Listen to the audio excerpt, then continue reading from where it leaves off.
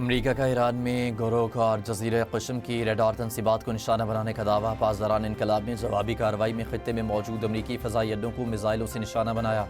امریکی central command کے مطابق امریکی طیاروں نے مبینہ طور پر داغے گئے 4 ایرانی ڈرونز کے جواب میں کارروائی کی۔ امریکی فوج نے تمام ایرانی ڈرونز کو مار گرایا۔ آبنائے ہرمز اور خلیجی ممالک کی طرف داغے گئے متعدد بیلسٹک میزائل اور ڈرونز کو روکا۔ حملے میں کسی امریکی اہلکار کو نقصان نہیں پہنچا۔ ایرانی خبر ایجنسی کا کہنا ہے کہ آبنائے ہرمز کے قریب امریکی بحری جہازوں کی موجودگی پر وارننگ فائر کیے گئے تھے۔ ایرانی پاسداران انقلاب کا کہنا ہے کہ امریکی حملوں کے جواب میں کویت اور بحرین میں امریکی اڈوں کو بیلسٹک میزائلوں سے نشانہ بنایا۔ امریکی کارروائیاں جاری رہیں تو آبنائے ہرمز مکمل طور پر بند کر دی جائے گی۔ ذمہ دار امریکہ ہوگا۔ ادھر کویت کی مسلح افواج کے حوالے سے رپورٹ کیا گیا کہ کویتی فضائی دفاعی نظام حملہ آور میزائلوں اور ڈرونز کو روک رہا ہے۔ بحرین میں خطرے کے سائرن بجائے گئے اور ملک میں فضائی انتباہ جاری کر دیا۔ ایران نے طاقت اور بہادری کے سبب جنگ بندی کے لیے ڈیل پر اتفاق نہیں کیا۔ تہران کے پاس اب صرف 21 سے 22% میزائل باقی رہ گئے۔ ایران ایسے اقدامات کرنے پر مجبور ہوگا جن کا اس نے کبھی تصور بھی نہیں کیا تھا۔ امریکی صدر ڈونلڈ ٹرمپ کا NBC کو انٹرویو، کہا جاری تنازع اور اس کے حل میں وقت لگتا ہے۔ ایسے معاملات فوری طور پر حل نہیں ہوتے۔ صورتحال اس سمت میں جا رہی ہے جہاں ایران کو مذاکرات اور معاہدے کی طرف آنا پڑے گا۔ اس سے قبل امریکی صدر نے صحافیوں سے گفتگو میں کہا، میری انتظامیہ کو ایران کے معاملے پر زبردست کامیابی حاصل ہو رہی ہے۔ ایران کے پاس جوہری ہتھیار نہیں ہوں گے، وہ جوہری ہتھیار رکھنے کی پوزیشن میں نہیں۔ آبنائے ہرمز سے بہت سے آئل ٹینکر گزرے ہیں، تعداد بتانا نہیں چاہتا۔ آبنائے ہرمز بحران حل ہونے میں زیادہ وقت نہیں لگنا چاہیے۔ آبنائے ہرمز کی صورتحال معمول پر آنے کے بعد تیل قیمتیں کم ہو جائیں گی۔ ممکن ہے تیل کی قیمتیں پہلے سے بھی کم ہو جائیں۔ ایرانی سپریم لیڈر اور امریکی صدر کی ملاقات حقیقت پسندانہ نہیں، ڈونلڈ ٹرمپ حقیقی دنیا میں نہیں رہ رہے۔ ایرانی وزیر خارجہ عباس عراقچی کا جاری بیان۔ ایرانی وزیر خارجہ نے انکشاف کیا کہ آیت اللہ خامنائی پر حملے کے وقت میں اسی دفتر میں تھا اور مجھے ملبے کے نیچے سے نکالا گیا۔ سعودی عرب خطے کا بڑا ملک اور اہم کھلاڑی ہے۔ ایران سعودی عرب مل کر خطے میں امن، استحکام اور ترقی لا سکتے ہیں۔ ایران ہمیشہ سعودی عرب کے ساتھ تعلقات کو اہمیت دیتا رہا۔ ادھر روسی میڈیا کے مطابق اسرائیل کے 50 لڑاکا طیاروں نے آیت اللہ خامنائی کے دفتر پر حملہ کیا تھا۔ امریکہ ایران جنگ بندی کے لیے پاکستان کی ثالثی کی حمایت کرتے ہیں۔ روسی وزیر خارجہ سرگئی لاروف کا انٹرویو، کہا خطے میں کشیدگی کم کرنے اور کسی ممکنہ معاہدے تک پہنچنے کے لیے مذاکراتی عمل کا تسلسل انتہائی ضروری ہے۔ کسی بھی ممکنہ سمجھوتے یا معاہدے میں نہ صرف ایران بلکہ اس کے ہمسایہ ممالک کے مفادات کو بھی مد نظر رکھا جائے۔ سرگئی لاروف کا مزید کہنا تھا کہ سعودی عرب اور مصر بھی سفارتی رابطوں اور مذاکراتی عمل میں اپنا کردار ادا کر رہے ہیں۔ خطے کے اہم فریق تنازع کے پرامن حل کے خواہاں ہیں۔ موجودہ حالات مذاکرات کا سلسلہ کسی بھی صورت منقطع نہیں ہونا چاہیے۔ امریکہ نے ایران سے منسلک 12 اداروں پر نئی پابندیاں عائد کر دیں۔ مارشل آئی لینڈز، UAE اور چین میں قائم ایرانی کمپنیز کو امریکی کارروائی کا سامنا۔ 6 LPG ٹینکرز بھی امریکی پابندیوں کی زد میں آ گئے۔ امریکی محکمہ خزانہ کا ایران کے LPG نیٹ ورک پر لاکھوں بیرل تیل اسمگل کرنے کا الزام، کہا فرنٹ کمپنیز کے ذریعے ایرانی توانائی کی ترسیل چھپانے کی کوشش کی گئی۔ امریکہ کا ایران کے شیڈو فلیٹ اور شیڈو بینکنگ نیٹ ورک کو بھی ختم کرنے کا اعلان۔ ایرانی ایکسچینج ہاؤس اور قیادت پر اربوں ڈالر کی ٹرانزیکشنز کے الزامات بھی عائد۔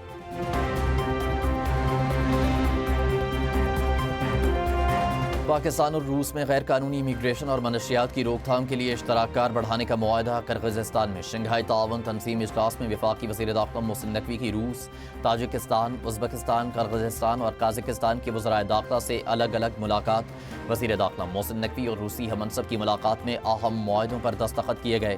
غیر قانونی مقیم شہریوں کی وطن واپسی کے لیے باہمی تعاون بڑھانے کا بھی معاہدہ کیا گیا۔ تاجک وزیر داخلہ سے افغانستان میں دہشت گرد تنظیموں کی سرگرمیوں اور دہشت گردوں کے کیمپ سے متعلق گفتگو۔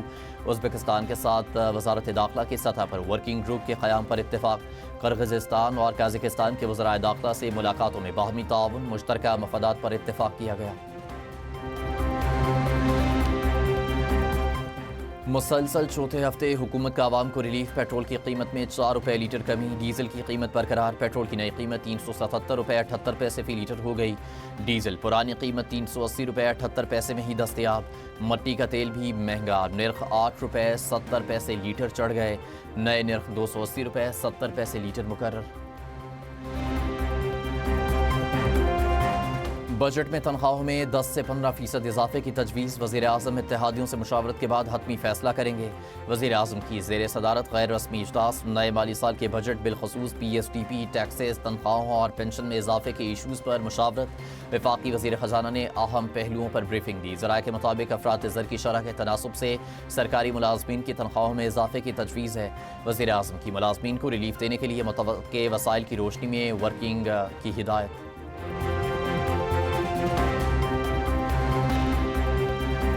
بیوٹی، سکن کیئر اور جم انڈسٹری کے لیے بڑی خوشخبری۔ بیوٹی پارلرز، جلد کی نگہداشت اور کلینکس اور ہیلتھ کلبز میں استعمال درآمدی خام مال اور مشینری پر عائد کسٹم ڈیوٹی میں کمی کا امکان۔ کسٹم نوٹیفیکیشن کے تحت ڈیوٹی کی شرح میں مزید 2 سے 5% تک کمی متوقع ہے۔ میک اپ کے درآمدی خام مال پر ڈیوٹی 44% سے کم کر کے 40% کی جا سکتی ہے۔ بیوٹی پارلرز میں استعمال دیگر خام مال پر بھی ڈیوٹی 40% کیے جانے کا امکان۔ شیونگ کریم، آفٹر شیو لوشن اور کریم پر ڈیوٹی 35% کرنے کی تجویز۔ ہیلتھ کلبز، جم اور سلمنگ سینٹرز کے لیے درآمد مشینری، آلات اور پرزجات پر ڈیوٹی بھی کم کر کے 35% مقرر کیے جانے کی توقع۔ گلگت بلتستان میں انتخابی میلہ کل سجے گا، تمام تیاریاں مکمل۔ الیکشن کمیشن کے مطابق گلگت بلتستان کی 24 نشستوں پر 396 امیدوار میدان میں موجود، 7 خواتین بھی امیدوار، 266 آزاد امیدوار بھی انتخابات میں حصہ لیں گے۔ 9,58,780 ووٹرز اپنا حق رائے دہی استعمال کریں گے۔ مرد ووٹرز کی تعداد 5,03,772، خواتین ووٹرز کی تعداد 4,54,708 ہے۔ 1,368 پولنگ سٹیشنز قائم، 35 کو حساس قرار دے دیا گیا۔ پولیس اور رینجرز کی سخت نگرانی میں انتخابی سامان کی ترسیل کا عمل شروع۔ الیکشن کے موقع پر علاقے میں سیکیورٹی کے سخت انتظامات۔ پاکستان نے گلگت بلتستان انتخابات پر بھارتی بیانات مسترد کر دیے۔ بھارت بے بنیاد دعووں سے حقائق نہیں چھپا سکتا۔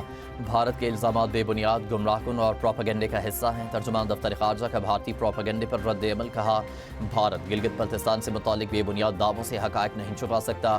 جموں و کشمیر بین الاقوامی سطح پر تسلیم شدہ متنازع علاقہ ہے۔ کشمیر تنازع 1947 میں بھارت کے غیر قانونی قبضے سے پیدا ہوا۔ مسئلہ کشمیر کا حل اقوام متحدہ کی قراردادوں پر عمل درآمد میں ہے۔ کا اگلا مرحلہ میں ہم انشاءاللہ تعالی نوٹیفیکیشن پہ بھی قانون سازی کر کے اس پہ عمل درآمد کر کے دکھائیں گے انشاءاللہ تعالی۔ حق حاکمیت، حق ملکیت، حق روزگار کے لیے پیپلز پارٹی کی حکومت بنانا ضروری ہے۔ جو اتحادی ہے، ہمارے بڑے اچھے دوست ہیں، ان کے کارکن سے بھی ہم سٹینڈ کرتے ہیں کہ ہمارا حکومت یہاں بن رہا ہے، بھائی آئے ہمارا قافلہ کا حصہ بنے۔ 18ویں ترمیم کی طرز پر گلگت بلتستان کے عوام کو حقوق دلوائیں گے۔ اس بار عوام نے فارم 45 کا بندوبست کرنا ہے، ہم کسی کو ناانصافی کی اجازت نہیں دیں گے۔ چیئرمین پیپلز پارٹی بلاول بھٹو کا گلگت میں جلسے سے خطاب، کہا گلگت بلتستان میں پیپلز پارٹی کی حکومت بن رہی ہے، اتحادی ہمارے قافلے کا حصہ بنے۔ گلگت بلتستان میں حق ملکیت کے لیے پیپلز پارٹی کو مضبوط مینڈیٹ دلائیں۔ گلگت بلتستان ملک کی معیشت کا کوہ نور ثابت ہو سکتا ہے۔ فیلڈ مارشل کی امن کی کوششوں کے لیے دعا گو ہیں۔ خاتون اول آسوا بھٹو زرداری نے اپنے پیغام میں کہا کہ 7 جون کو عوام تیر کے نشان پر مہر لگائیں، پیپلز پارٹی آپ کو کبھی اکیلا نہیں چھوڑے گی۔ کہ اس خطے کو اس کے آئینی حقوق دلانے کے لیے پاکستان کی پارلیمنٹ قانون سازی کرے۔ وقت آ گیا ہے کہ تمام سیاسی قوتیں، میں پھر کہوں گا، اور ریاستی ادارے اس خطے کے مستقبل کا فیصلہ کریں کہ ان انتخابات کے بعد ایک میثاق گلگت بلتستان کی ضرورت ہے۔ پاکستان کے بڑے شہروں کو کھنڈر بنانے والے آپ کے مسئلے حل نہیں کر سکتے، عوام فیصلہ کریں۔ گلگت بلتستان کو کھنڈر بنتے دیکھنا ہے یا لاہور اور پنجاب کی طرح ترقی یافتہ؟ نون لیگ کے رہنما خواجہ سعد رفیق کا گلگت میں جلسے سے خطاب، کہا عوام کھوکھلے نعروں کا شکار نہ ہو۔ نون لیگ گلگت کو NFC ایوارڈ میں حصہ دے گی۔ سب سے زیادہ ترقی نون لیگ کے دور میں ہوئی۔ خرم دستگیر نے وعدوں کی تکمیل کو حکومتی کارکردگی کا پیمانہ قرار دیا۔ جموں کشمیر جوائنٹ عوامی ایکشن کمیٹی کا عدم قرار۔ محکمہ داخلہ آزاد کشمیر کے نوٹیفیکیشن کے مطابق Jammu Kashmir action committee, joint عوامی ایکشن کمیٹی اور عوامی ایکشن کمیٹی کے نام سے کام کرنے والی تنظیم کو فرسٹ شیڈیول میں شامل کر دیا گیا۔ صدر آزاد کشمیر نے تنظیم کو کالعدم قرار دینے کی منظوری دے دی۔ تنظیم کے خلاف امن و سلامتی کو نقصان پہنچانے کے معقول شواہد ہیں۔ तंजीम रियासत में इंतशार पैदा करने में मुलव्वस पाए गए।